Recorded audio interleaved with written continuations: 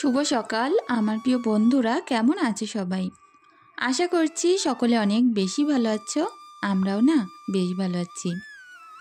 ভারতের ছোট্ট একটি গ্রাম থেকে আমি রূপা, ব্লগার রূপা চ্যানেলে সকলকে স্বাগত জানিয়ে আজকের ব্লগটি শুরু করছি। ঘুম থেকে উঠেই বাইরের পরিবেশটা দেখালাম কত সুন্দর।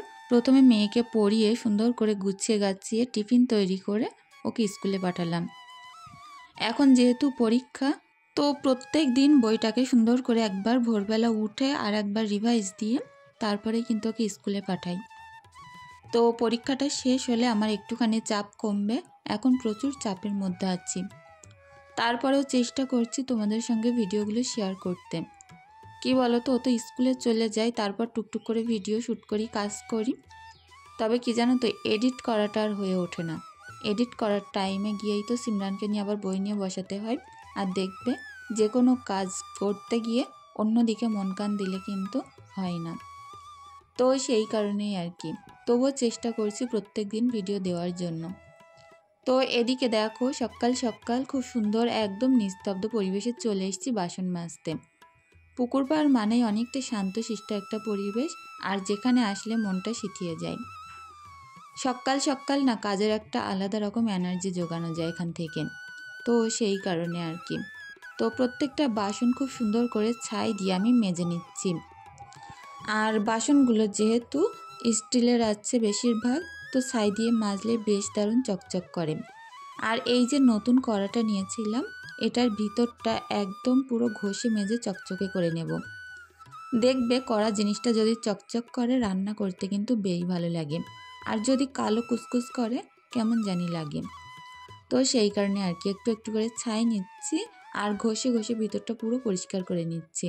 আমার তো অনেক ভালো লাগে হাঁড়ি কড়া একেবারে চকচকে করে পরিষ্কার করে রাখতে।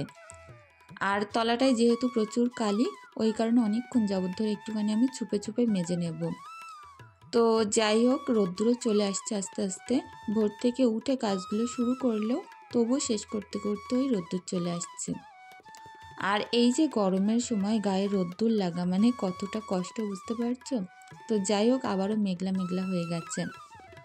সকালের টাইমটাই প্রত্যেক দিন একটু রোদ্দুর থাকছে, দুপুর থেকে পুরো মেঘলা হয়ে একটু একটু বৃষ্টিও হচ্ছে। তো আজ দেখা যাক কি হয়। তো এদিকে প্রত্যেকটা বাসন আমি ধুয়ে নেব, তার আগে কড়াটাকে একদম মেজে ধুয়ে চকচকে করে নিচ্ছি। কড়ার নিচেই দেখলাম এখনও কিছু কিছু জায়গায় একটু একটু কালি লেগে আছে, তো তার কারণে আরও একবার মেজে পরিষ্কার করে নিলাম। আর এই যে ছোট্ট সসপ্যানটা দেখতে পাচ্ছ, ওটার মধ্যে সিমরানের সকালবেলা ডিম আর ম্যাগি করে দিয়েছিলাম। তো ওই যে সসপ্যানটা আমার প্রচুর কাজে লাগে। ওটার ভিতরে করে আমি অল্প অল্প সুজি রান্না করা, ম্যাগি রান্না করা এরকম টুকটাক করতে পারি। তো প্রত্যেকটা বাসন দেখো খুব সুন্দর করে চুবিয়ে চুবিয়ে ধুয়ে নিচ্ছি। তো সোহানা খান বোন আমার কাছে জিজ্ঞাসা করেছিলে সিমরান গভর্নমেন্ট স্কুলে পড়ে নাকি প্রাইভেট স্কুলে। ছোটোবেলা থেকে ওর 2.5 বছর বয়সে প্রাইভেট স্কুলে ভর্তি করা হয়েছিল। তো বেশ এই 2 বছর মতো হলো গভর্নমেন্ট স্কুলে দিয়েছি। আমাদের এখানে মেয়েদের গার্লস স্কুল বলতে একটাই ভালো স্কুল আছে। তো এই যে প্রাইমারি স্কুলটা, এখান থেকে ছোট থেকে ভর্তি না করতে পারলে পরে আর নেবে না। তো ওই কারণেই গভর্নমেন্ট স্কুলে এখন দিয়ে দিয়েছি। তো যাই হোক বোন, আশা করছি তুমি তোমার প্রশ্নের উত্তর পেয়েছো। তো এখন পুকুরে চলে আসলাম বেশ অনেকগুলো জামা কাপড় নিয়ে। এগুলোকে প্রত্যেকটাকে সুন্দর করে মাখিয়ে তারপরে কেচে নেব। রীতা লস্কর বোন আমাকে বলেছ, অপেক্ষায় থাকি বোন তোমার ভিডিও দেখার জন্য, তোমার ব্লগ দেখার জন্য। শুভ সকাল। শুভ সকাল বোন, অনেক ভালো থেকো। শাবনাজ খাতুন বোন আমাকে বলেছ, কেমন আছো দিভাই? আমি তো অনেক ভালো আছি, তুমি কেমন আছো বোন? নিউ ফ্যামিলি ব্লগ প্রোফাইল থেকে বোন বলেছে, তোমার বাড়িটা অনেক ফাঁকা জায়গায় অনেক সুন্দর। অনেক ধন্যবাদ গো, আর আমারও অনেক ভালো লাগে ফাঁকা জায়গা বলে। মইনুল হক প্রোফাইল থেকে বোন আমাকে কিছু একটা লিখেছো, যেটা হয়তো একটু অন্য ভাষা হওয়ার কারণে আমি বুঝতে পারছি না। এসকে সিরাজউদ্দিন প্রোফাইল থেকে বোন বলেছ, আগের দিন যে চিংড়ি মাছ আর ক্যাপসিকামের রেসিপিটা আর একদিন দেখাবে তো? অবশ্যই বোন, চেষ্টা করব অন্য একদিন করে দেখানোর জন্য। ঈশা মম ড্রিম বোনকে জানাই অনেক অনেক আন্তরিক ভালোবাসা। সত্যি তোমার কথাগুলো শুনে আমি মুগ্ধ হয়ে যাই। অনেক ভালো থেকো বোন। Nazneen blog, Samir Mondal, smiling cooking, Halima Khatun, Shiuli Khatun, Mahir, Tahir lifestyle, homemaker, Sabina blog, Rimi De, Phulmoni, Shabnam, Karuna Bala. প্রত্যেক বোনকে জানাই অনেক অনেক ভালোবাসা। আর কাল আমার এক বোন আনিমা সেন, অনেক অনেক ভালো থেকো বোন, আমাকে অনেক সুন্দর একটা কমেন্ট করেছ, যেটা হচ্ছে সত্যি কারোর কাছ থেকে পাওয়া অনেকটাই ভাগ্যের ব্যাপার। বোন আমাকে অনেক অনেক ভালোবাসা দিয়েছ আর বলেছ যে প্রত্যেক দিন তোমার ভিডিও না দেখলে আমার দিন কাটে না। অন্যের ভিডিও দেখি না দেখি তোমার ভিডিও আমার দেখতেই হবে। কলেজ থেকে বাড়ি এসে আমি আগে তোমার ভিডিও দেখি, যেদিন ভিডিও না দাও মনটা খারাপ হয়ে যায়। তো অনেক অনেক ভালোবাসা থাকলো বোন তোমার জন্য, তুমি অনেক ভালো থাকো আর অবশ্যই চেষ্টা করব প্রত্যেক দিন ভিডিও দেওয়ার জন্য। ওমর তহিদ প্রোফাইল থেকে বোন আমাকে বলেছ প্রতিটা মেয়ের তোমার কাছ থেকে কিছু শেখা উচিত, অনেক অনেক দূর এগিয়ে যাও। অনেক ভালো থেকো বোন। আর সত্যি এরকম কমেন্ট পাওয়া অনেকটাই ভাগ্যের ব্যাপার। তো যাই হোক, আমার কাছ থেকে তোমরা যতটা না শেখো, তোমাদের কাছ থেকেও আমি অনেক কিছু শিখি।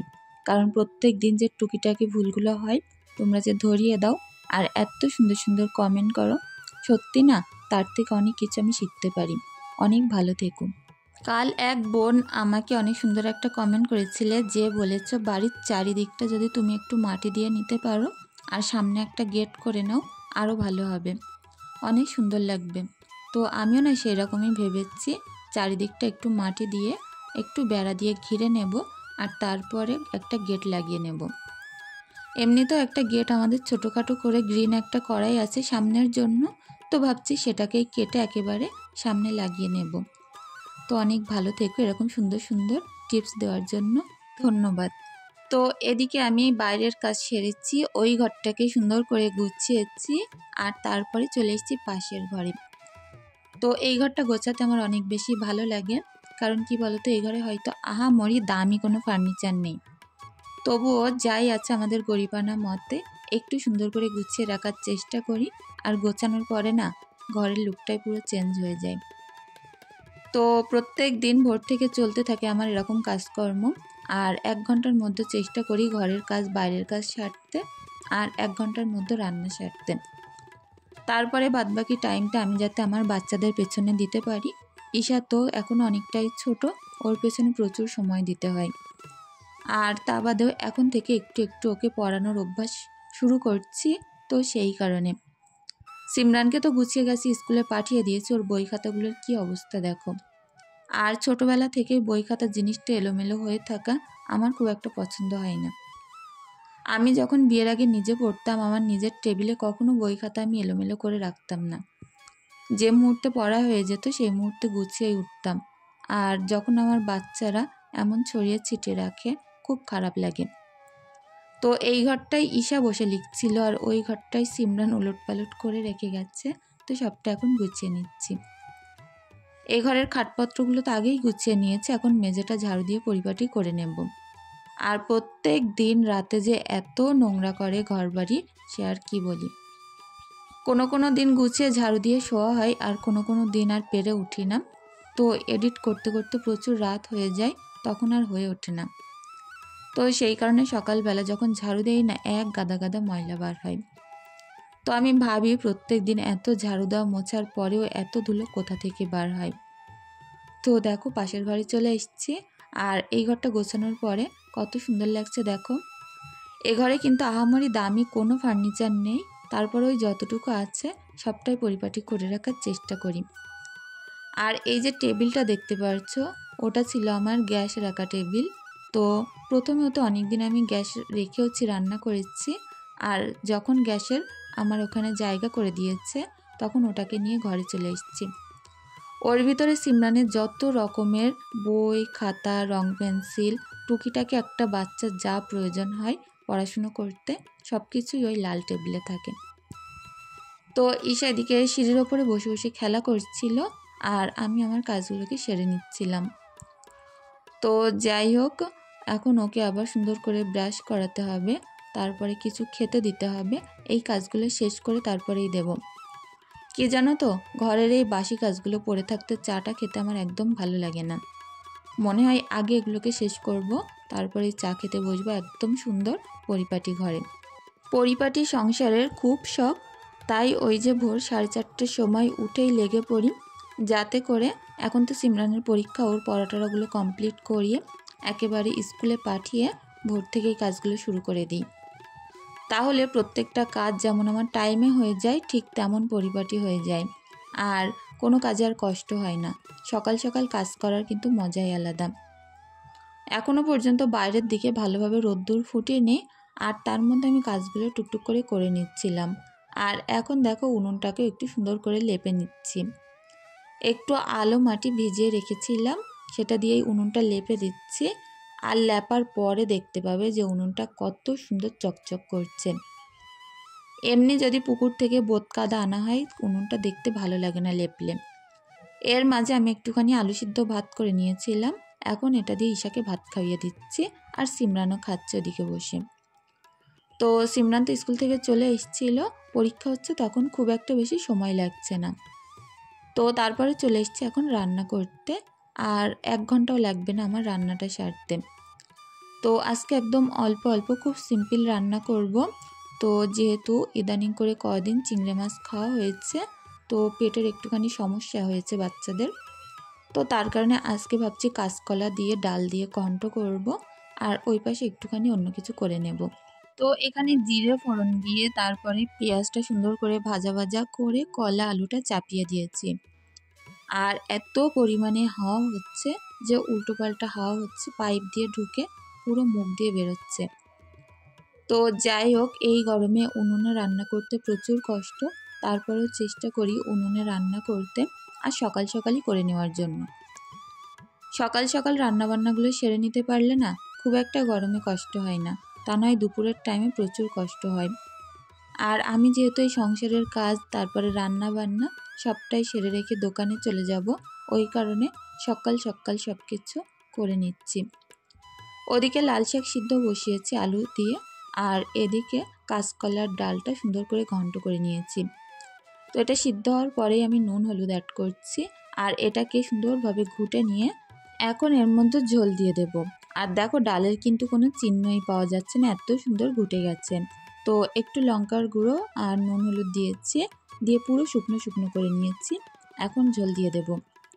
তো এই যে কলা ঘন্টটা ডাল দিয়ে এইভাবে করে দেখো, এত মজার হয় কি বলবো। সত্যি না খেতে প্রচুর ভালো লাগে, আর আমার সিমরান প্রচুর পছন্দ করে এটা কলার ডালের ঘন্ট। এটা রুটি দিয়ে খেতে আরও বেশি ভালো লাগে। আমার মা ছোটোবেলায় অধিকাংশ দিন রুটির সঙ্গে খাওয়ার জন্য কলা ঘন্ট করতো, আলু চচ্চড়ি করতো, আর আমার বাবা অনেক পছন্দ করতো, আমিও ঠিক সেরকমই পছন্দ করি। তো ডালটাকে এখন সুন্দর করে ফুটিয়ে নেব। এখন একটু মিট মশলা, একটু শাহি গরম মশলার গুঁড়ো দিয়ে নিয়েছি, আর উনুন এখনও পর্যন্ত কত সুন্দর জ্বলছে দেখো। তো শাকটায় যেহেতু একটু পানি আছে, এই পাশে দিয়ে একটু শুকনো শুকনো করে নিলাম, এখন তেলের ওপরে দিয়ে নেব। তো যাই হোক, আমার বাড়িতে আজকে তেমন রসুন ছিল না, একদম 2-3টে কোয়া রসুন ছিল, যা ছিল মোটামুটি সবটাই বেটে রেখে দিয়েছি ফ্রিজে। তো 2-3টে কোয়া পেয়েছি, সেটা দিয়েই শাকটা ভাজা করব। লাল শাকে একটু রসুন বেশি দিতে পারলে ভালো লাগে, তো যেহেতু নেই কি করা যাবে, পেঁয়াজের সঙ্গে 2টো রসুন থেতো দিয়েছি। আর এটাকে আমি এখন সুন্দর করে তেলে দিয়ে দেব। তো প্রত্যেকটা যে ঝাল দিয়েছি আমি, তো একটাও চিড়ে দেয়নি। আমার বাড়িতে বাচ্চারা শাক খেতে অনেক ভালোবাসে, যাতে করে শাকে কোনো রকম ঝাল না হয়। তো এটাকে আস্তে আস্তে ভাজা করে নেব। কাল চিড়ে মেলা ছিল, এখনও পর্যন্ত সেগুলো বয়মে ভরা হয়নি। আমি গামলাটা নামাতে দেখো আমার মেয়ে কাজ শুরু করে দিয়েছে। কত সুন্দর করে ছোট্ট ছোট্ট হাতে কাজ করছে বলো তো। আর ও এই সকল জিনিস একটু বেশি ভালো পারে, চাল ছড়ানো, চিড়ে ছড়ানো, ডাল ছড়ানো, তো এই সকল কাজ একটু বেশিই ভালো পারে। তো যাই হোক, ওর কাছ থেকে কৌটোটা নিয়ে আমি এখন সুন্দর করে ভরে ঘরে চলে আসলাম। ঈশাকে স্নান করিয়ে দিয়েছি, আর একটু ডাল দিয়ে ভাত মেখে খাইয়ে দিচ্ছি, আর ওকে নিয়ে চলে যাব এক্ষুনি দোকানে। আর দোকান থেকে এসে তোমাদের সঙ্গে দেখা হচ্ছে সেই বিকালবেলা। প্রচুর টালি কেনা হয়েছে আমাদের পুকুরের পাড়ে দেওয়ার জন্য। টালিগুলোকে বয়ে এনেছি, এগুলোকে এবার সাজিয়ে দেওয়া হবে, আর কাল দেখাবো কেমন হয়েছে সাজানোর পরে। ধন্যবাদ।